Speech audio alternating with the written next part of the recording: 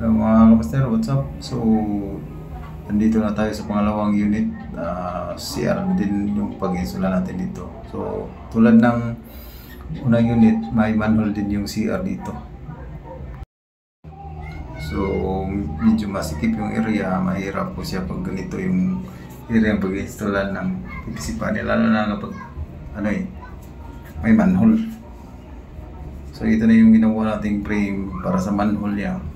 Nag-install na tayo dito ng H profile yung ginagamit natin. So pag-install natin dyan, equally pareha po yung sukat ng bawat dyan, naka-eskwala po yan. So ito yung H profile na ginamit natin. Yung kabila kita natin yung yan, yung pag-i-screwan. Dyan natin dyan natin ilagay yung yung takip ng manhole. Kaya kinuna natin yan ng yung pag-i-screwan sana. So ganyan po siya mga master sa itaas. So ito po yung ito yung pinakaunang panel. Medyo ito yung pinakamahirap na dito Mas mahirap pa to sa sa last part ng installation. Kasi marami kang pagsasalpak ka ng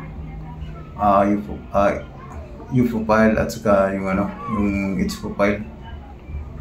So dito na-install natin kaso nabali yung kanto ng 45 natin. So i-touch natin yan. So na-install na natin dito. So time lapse tayo. Dito naman tayo sa isang hirap na installation. So ginawa natin ng dyan. May guide tayo dyan. Hindi lang isa, kundi dalawa yung natin. Kasi hindi natin makuha yung yung alignment niya at patungo doon. Kasi may tatabasin natin yung yung panel para masalpak yan. So ito yung pangalawang pangalawang guide natin. So may yan, may nilapisan natin yan. Diyan yung pinakalas ng panel natin.